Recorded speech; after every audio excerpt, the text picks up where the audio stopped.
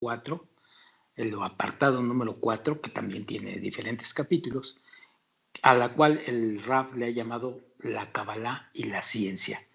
Me imagino, y esto lo vamos a ver más adelante, que todos estos capítulos que vienen en este apartado que se llama Kabbalah y ciencia, lo que nos quiere decir el Rav y los cabalistas es que, por principio, la Kabbalah es una ciencia.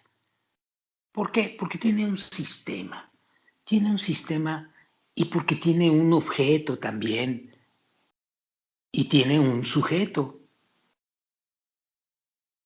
y está sujeta a comprobación.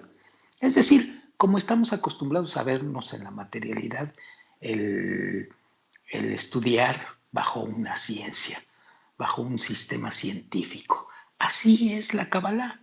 Lo que pasa es que en la Kabbalah el objeto y el sujeto pues es el mismo hombre, es el que ve y es donde se aplica esta ciencia y tiene características muy concretas, pero muy distintas a lo que estamos acostumbrados a ver en la ciencia material o en la ciencia corporal o en la ciencia terrenal o en la ciencia donde estamos actualmente, que es esta realidad. Entonces, lo que seguramente quiere comentar el Rab aquí es mostrarnos que esas características de la Kabbalah son únicas, pero que no difieren en el concepto de ciencia. Por lo tanto, la Kabbalah no es absolutamente nada como mucha gente cree que es astrología o brujería o hilos rojos o adivinación o vaya usted a saber qué tantas cosas le meten al nombre de Kabbalah. La Kabbalah es muy simple y no tiene nada de esos conceptos, mucho menos religiosos, místicos, esotéricos, filosóficos, etcétera, etcétera. Es un método muy científico donde la comprobación de todo lo que se ve en el sistema es el mismo sujeto, el mismo observador, el mismo estudiante.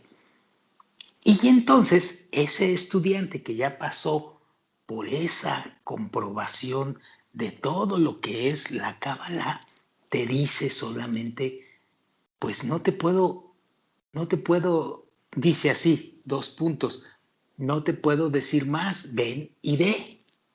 ¿Qué quiere decir? Ven y compruébalo tú mismo, para que tú mismo te des cuenta de los atributos que tiene la Kabbalah.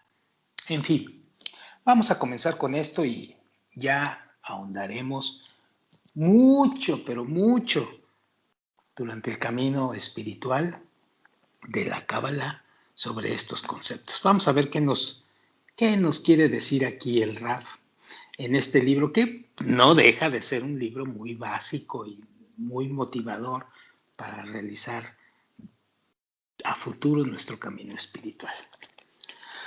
Vamos a ver qué dice el primer capítulo. Un cabalista, un genetista y el sentido de la vida. Primera parte. Veamos. Dice así: si cree que la generosidad tiene su origen en la buena voluntad y en la preocupación por los demás, piénselo de nuevo. Recientes investigaciones genéticas demuestran que puede ser solo una cuestión de genes. Según la Kabbalah, sin embargo, esto no es ninguna novedad. Bueno, veamos qué quiere decir el Rab con esto.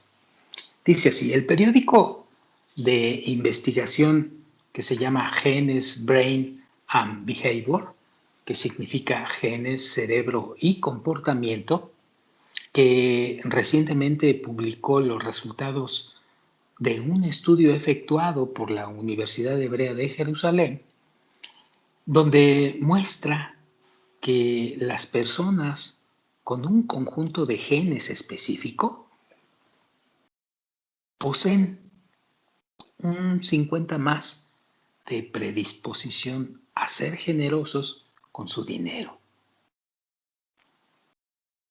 Junto al científico que encabezaba este equipo de investigación, el profesor Richard P. Epstein, discutimos, dice el Rab, los nuevos descubrimientos y sus implicaciones. El doctor Epstein sostiene que nuestros genes son parcialmente responsables de todo nuestro comportamiento. Y pregunta el Rab, ¿por qué parcialmente? Pues porque lo que no está determinado por nuestros genes lo está por la influencia de la sociedad. Esto explica científicamente lo que la Kabbalah afirma desde hace muchísimo tiempo. A continuación, vamos a poner, o el Rab nos describe unos fragmentos de aquella conversación donde se manifiesta por qué la Kabbalah, los recientes descubrimientos científicos, no son motivos de sorpresa para la misma. Y comenzamos.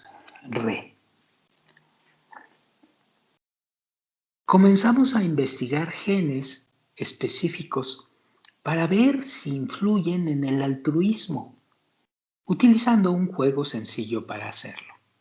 A una persona se le dio un sobre con dinero.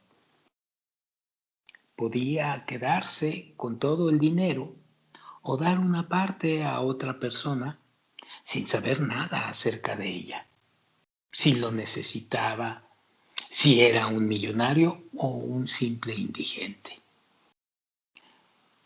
Cuando presenté este paradigma, me dijeron, vamos, ¿qué clase de tonto renunciaría a alguna parte del dinero? Cualquiera tomaría todo el dinero y se iría a su casa. ¿Cuál es la motivación para regalarlo? Pues resulta que el 20% de la gente tomó el dinero y casi la tercera parte de las personas le entregó la mitad a alguien más, sin saber si esa otra persona realmente lo necesitaba. Michael Lightman dice, Michael Lightman, entonces, ¿cuál era su motivación para hacerlo? Y el doctor le dice, eso no nos queda claro.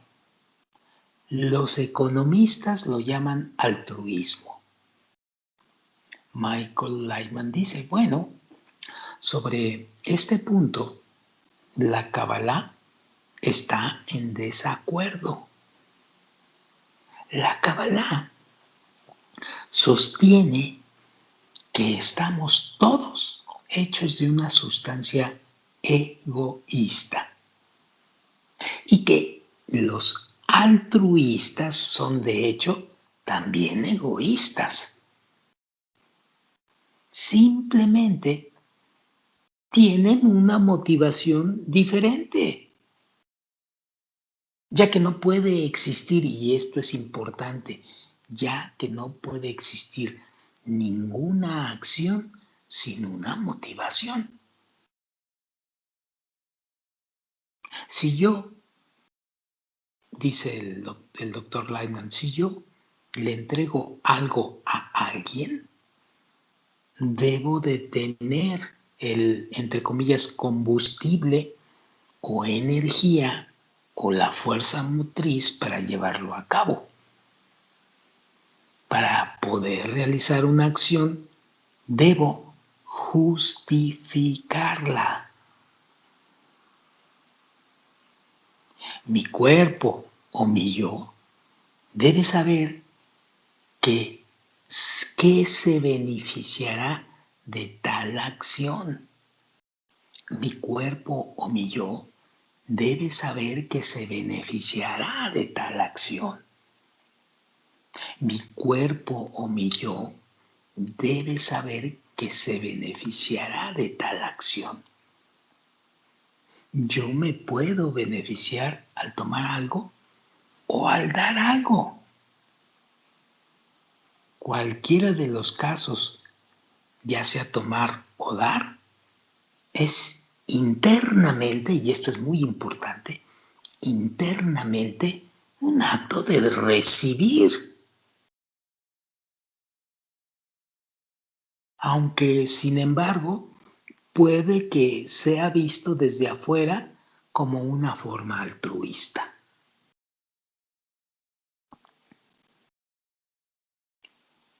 Epstein dice, algunos probablemente digan que incluso si una persona le da dinero a otra, pues recibe algún tipo de recompensa.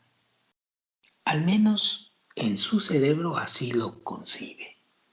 Y esta es la motivación para hacerlo. Así es que la persona no lo habría hecho sin que se le diera esta recompensa. En términos de las ciencias del cerebro, la recompensa es una sustancia química que es liberada, que te hace sentir bien. No importa de forma en que se vista. Cuando tú recibes algo o quitas algo o das algo que te crea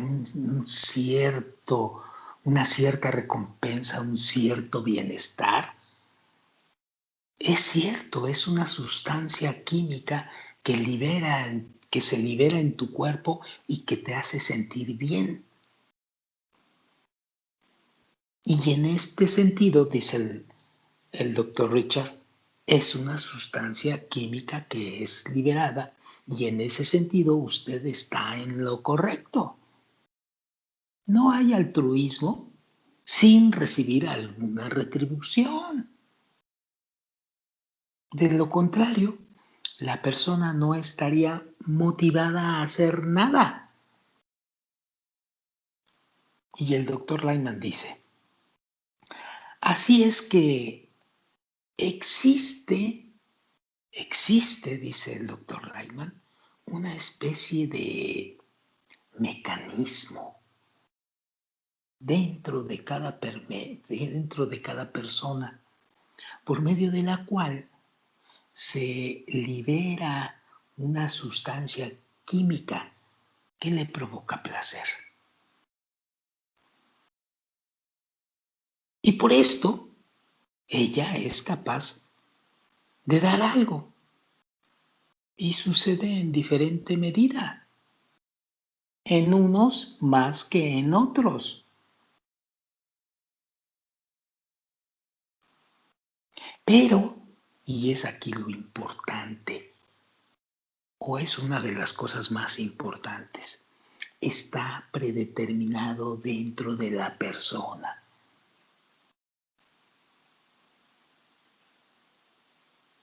Por lo que no existen egoístas ni altruistas aquí, sino que todo está determinado de acuerdo al desarrollo natural de cada uno.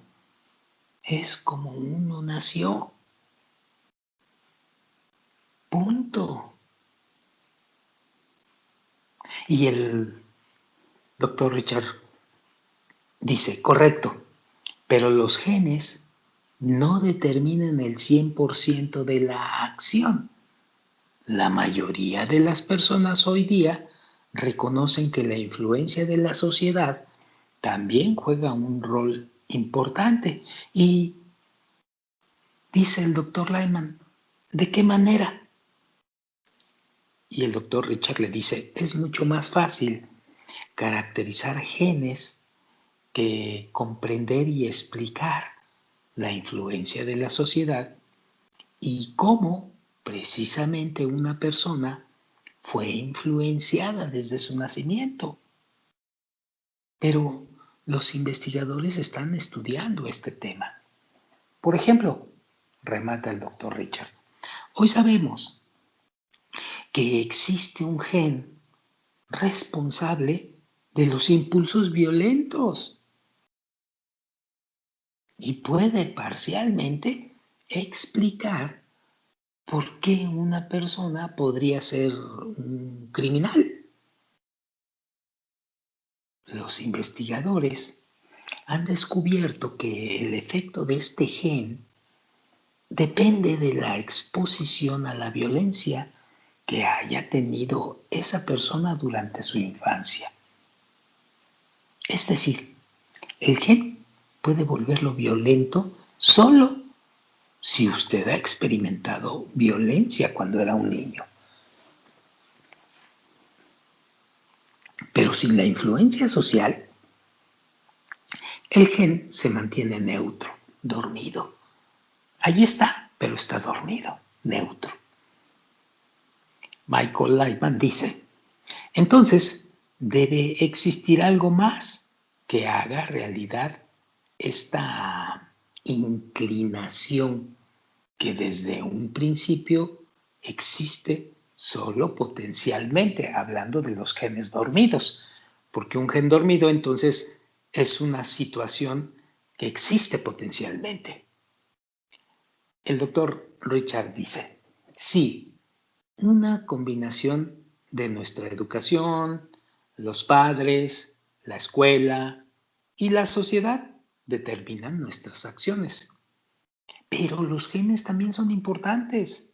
Son responsables en un 50% de las cosas que hacemos. Por eso nosotros decimos que lo traemos, entre comillas, de fábrica. Hasta aquí es la primera parte. Veamos la segunda parte. Un cabalista, un genetista y el sentido de la vida. Segunda parte. Dice así. Si los genes tienen una influencia tan determinante sobre nuestras vidas, ¿hasta qué punto somos libres? Es la cuestión. La ciencia y la cábala se fusionan para darnos la respuesta. Dice así. En un artículo reciente de la revista Time, que ha sido titulada como una cuestión, ¿está nuestra felicidad predeterminada? Así lo titula. En ese artículo se cita un nuevo estudio realizado por expertos en genética de la Universidad de Edimburgo. La conclusión a la que llegaron es que los genes determinan en un 50% los niveles de felicidad de las personas.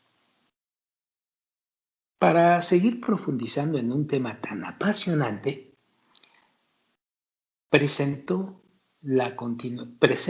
dice el Rav, la continuación de mi plática con el genetista Richard Epstein. Encuentro que puso de manifiesto nuevamente las coincidencias entre el enfoque científico sobre el ser humano y la Kabbalah. Dice Michael Lyman, considerando todo lo que está sucediendo en el mundo hoy día y todo lo que ya hemos conversado, surge la cuestión, ¿acaso puede todo esto despertarnos cierta esperanza sobre el mejoramiento del hombre, volviéndolo más altruista con el fin de beneficiar a la sociedad? Quizás podamos utilizar estas influencias externas para provocar que aparezcan genes altruistas y volverlos más activos. Y pregunta el Rab, ¿esto es posible? El doctor Richard dice, a decir verdad, mi opinión personal es que la genética no puede ayudar en este campo. A pesar de que yo mismo soy un genetista, creo que la manera más efectiva de modificar el comportamiento de una persona, es decir, él considera que la manera más efectiva para cambiar a una persona del egoísmo al altruismo es a través de la educación y de la sociedad. Y Michael Lightman dice, la Kabbalah sostiene que debemos desvelar el proceso general que está atravesando la humanidad. Es decir, que el ego del ser humano aumenta constantemente de una generación a la siguiente. Primera característica.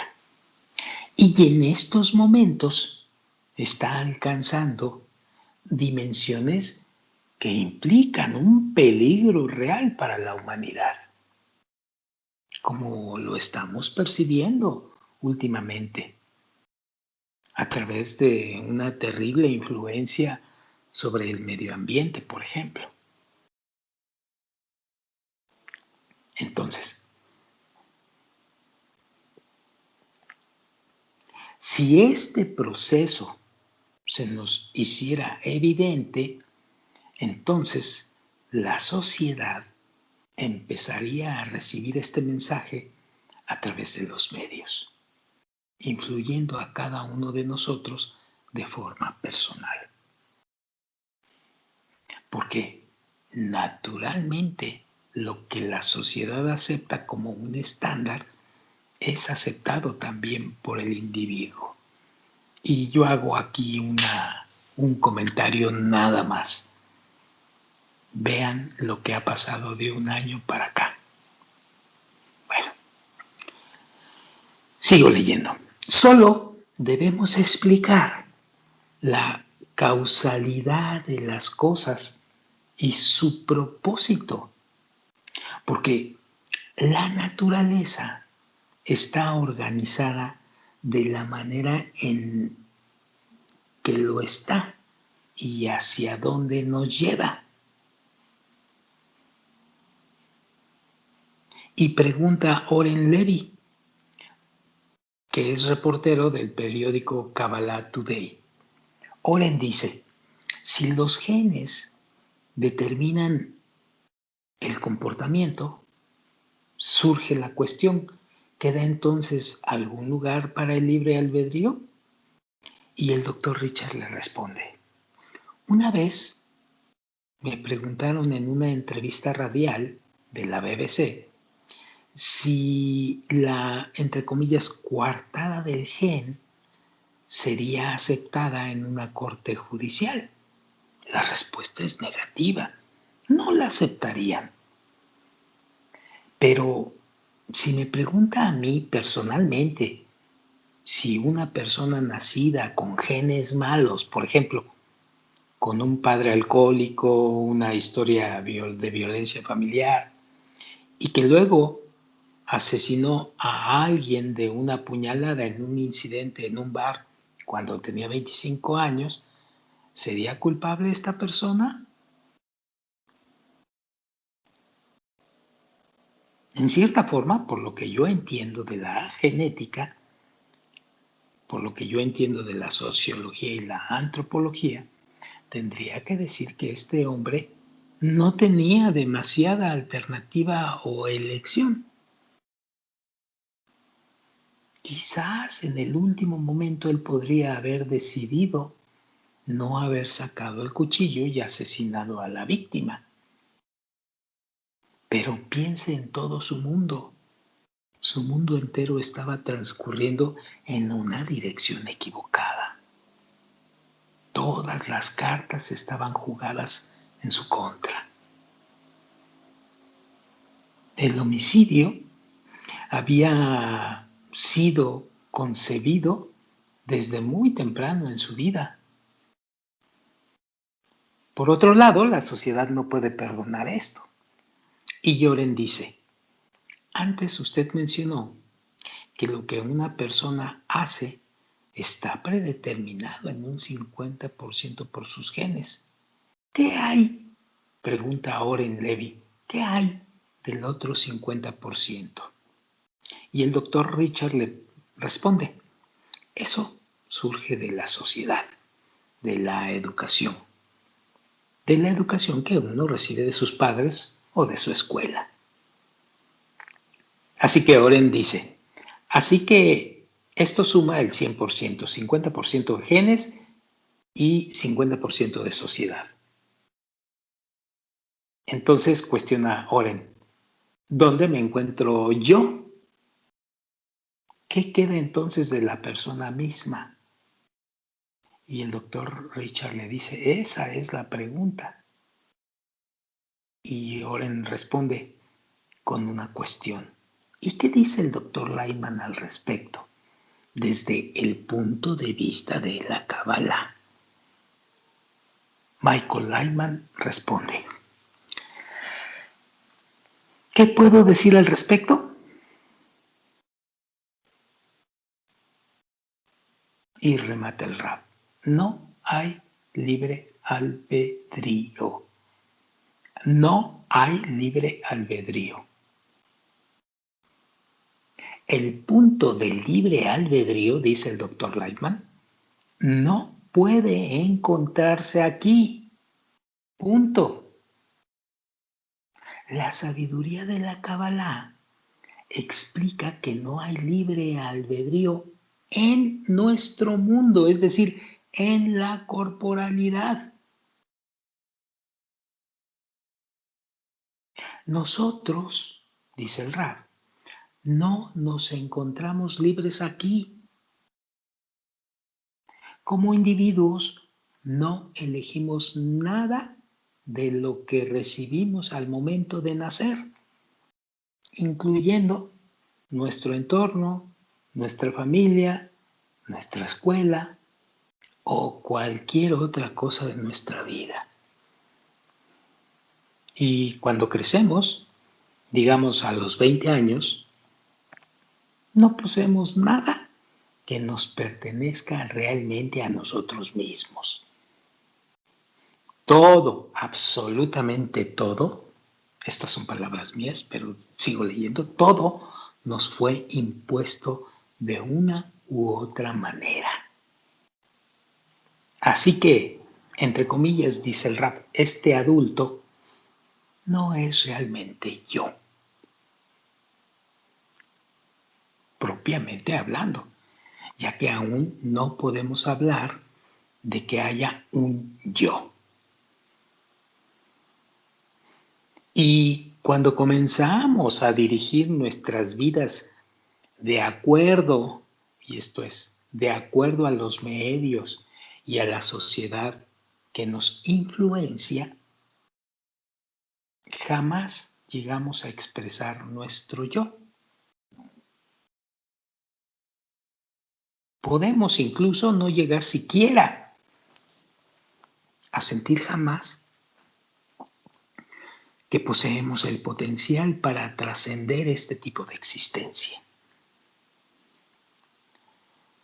La sabiduría de la Kabbalah o la Kabbalah explica que una persona siente su yo a través de una necesidad interior que lo urge a revelar su divinidad, a trascender su naturaleza humana y a descubrir el mundo espiritual y la fuerza superior. Y ahí es donde encontramos el libre albedrío. Pero en nuestro mundo, remata el Rab, ciertamente no existe libre albedrío alguno.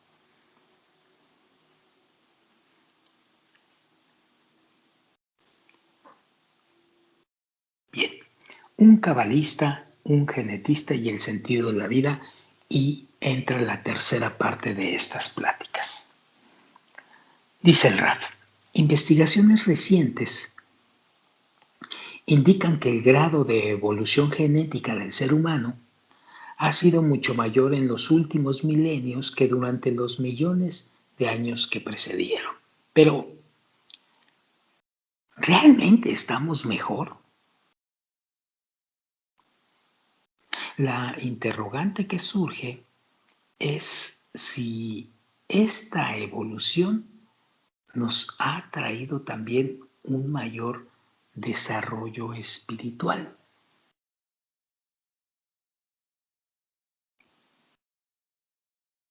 Porque nos ha traído un desarrollo, estas son palabras mías, nos ha traído un enorme o un acelerado desarrollo tecnológico, sobre todo del siglo XX para acá. Tenemos formas de satisfacer necesidades enormes. Tenemos formas de transportarnos, ya no vivimos en cuevas, tenemos casas, tenemos ropa, tenemos comida y tenemos una forma de vida mucho más cómoda que la que teníamos hace 5 siglos o hace 6 siglos o hace un milenio. Pero la pregunta del rap sigue estando ahora aún más determinante. ¿Estamos teniendo mayor desarrollo? Porque cuando tenemos desarrollo espiritual, en la forma correcta de la palabra, es cuando la civilización realmente está dando un salto hacia la superioridad.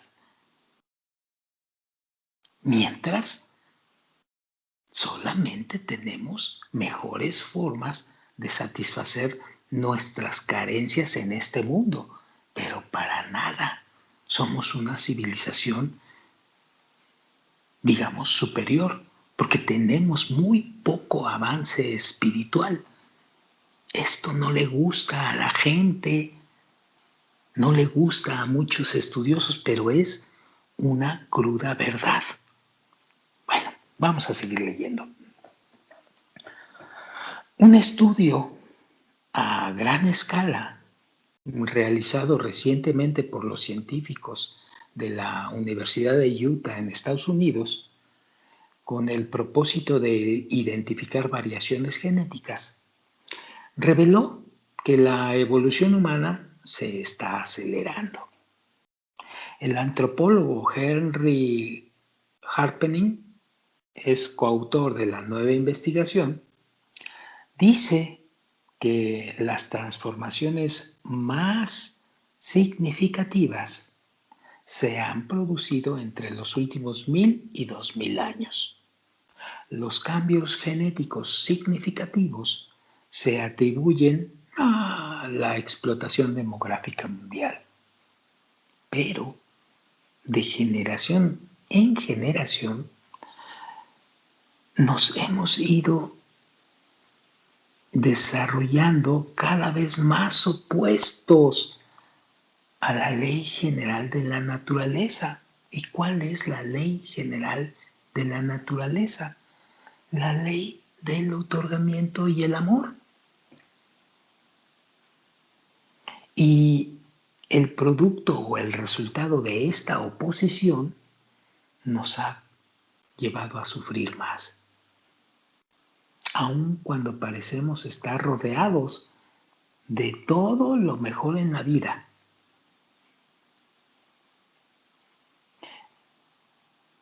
Y remata aquí el rap, y esto es muy importante. Por eso es importante que comprendamos que solo elevándonos por encima del plano terrenal,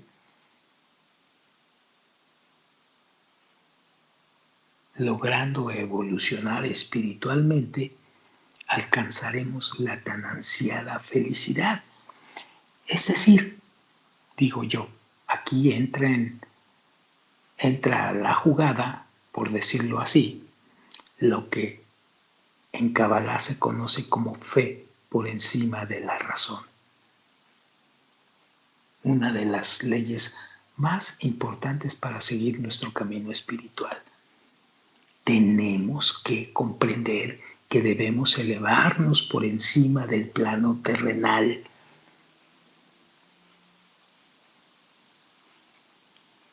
Y así lo explica, sigo leyendo, así lo explica Bala Sulam o el Rabbi Yehuda Ashlag en su artículo La esencia de la religión y su propósito. Y dice así: y el que es más desarrollado que aquel siente a su egoísmo como algo realmente aborrecible, hasta el punto que no puede tolerarlo más dentro de sí y lo rechaza completamente, de acuerdo a la medida detectada, hasta que no quiere ni puede disfrutar de lo que hacen para él los demás.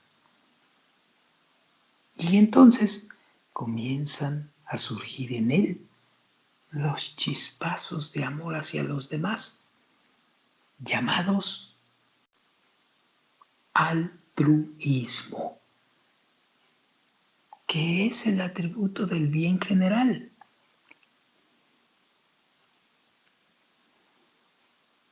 Punto. Y dice el Rab, sin embargo, para llegar a eso, Bala Sulam nos dice en ese mismo artículo que debemos pasar por un proceso gradual hasta estar preparados para percibir la bondad del Creador, expresándolo de la manera siguiente. Dice, Dios es el bien absoluto, supervisándonos en completa benevolencia, sin ninguna pizca de maldad, en una supervisión particular.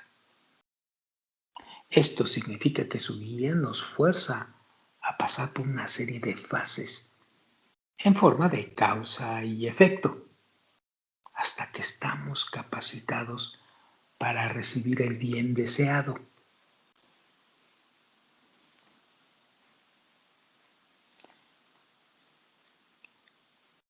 Dice el Rab, durante mi conversación con el genetista Richard P. Epstein, analizamos los retos que enfrenta la humanidad en un mundo cada vez más evolucionado en el aspecto material y por lo tanto cada vez más egoísta.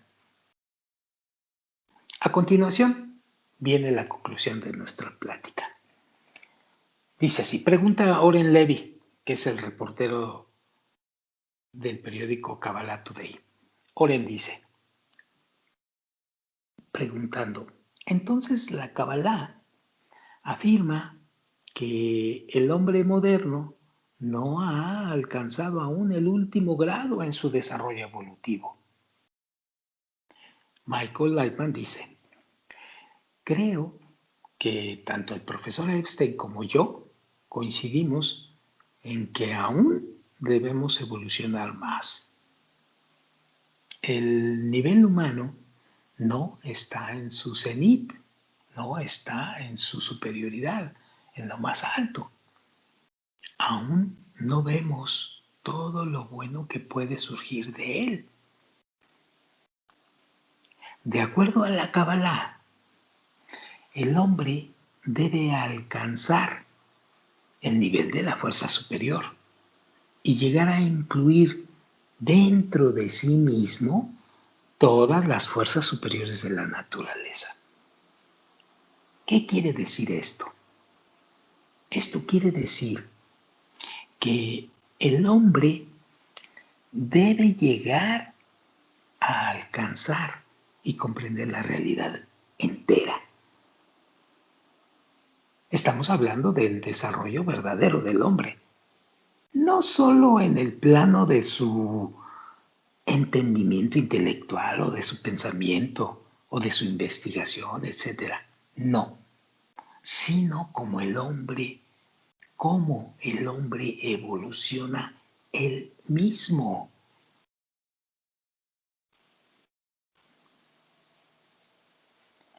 Y remata el Rab. Yo espero que lleguemos a ver el momento en que, el momento en que los científicos, independientemente, comprendan, entiendan, alcancen que sin un cambio interior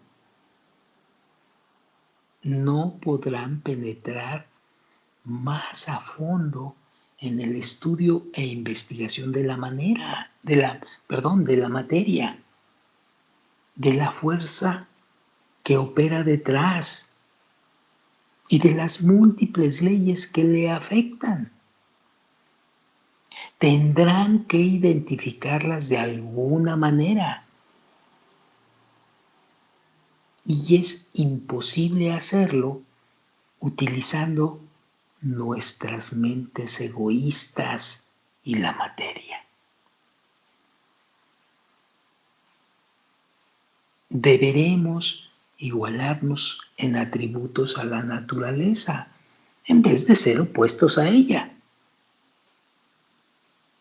Y finalmente tendremos que reconocer que la naturaleza es altruista y que es así como se creó la vida. Y podemos aprenderlo observando nuestras propias células y la manera en que éstas interactúan en nuestro cuerpo. Si ellas no funcionaran en perfecta armonía, el cuerpo no existiría. Cada una de ellas cuida el resto del cuerpo y es responsable del bienestar del cuerpo. Y así funciona la naturaleza. Funciona de la misma manera. Nosotros somos la única parte de la naturaleza que genera un desequilibrio y tendremos que llegar a reconocer esto y corregirnos a nosotros mismos. Y justamente de esto se trata la Kabbalah. Este método de cómo vamos a trabajar como la naturaleza es el método o el sistema que da la sabiduría de la Kabbalah. Y esto nos va a llevar al equilibrio, entre muchas otras cosas.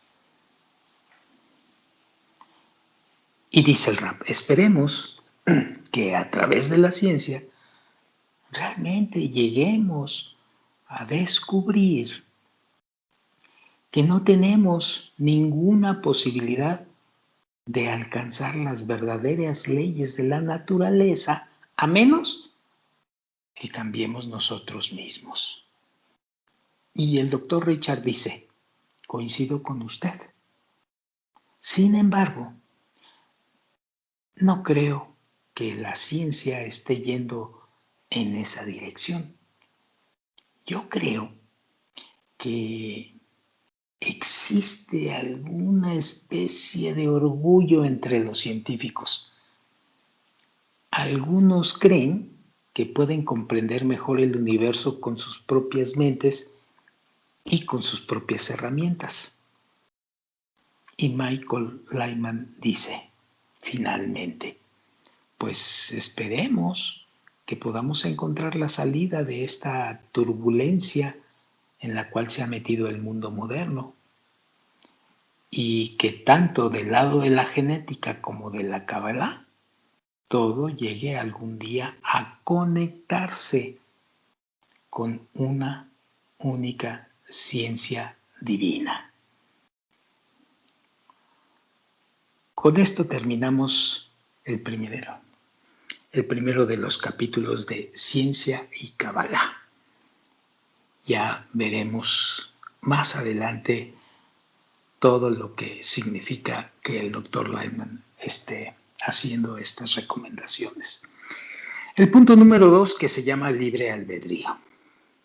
Recuerdan que el Dr. Lightman nos decía que en el mundo corporal o en la materialidad en donde nos desarrollamos, no existe realmente el libre albedrío, porque se refiere a que solamente hay un camino, el deseo de disfrutar nada más, y todos estamos hechos de lo mismo. El deseo de recompensarnos, de beneficiarnos, de sentirnos bien, como bien decían del proceso químico dentro de cada quien.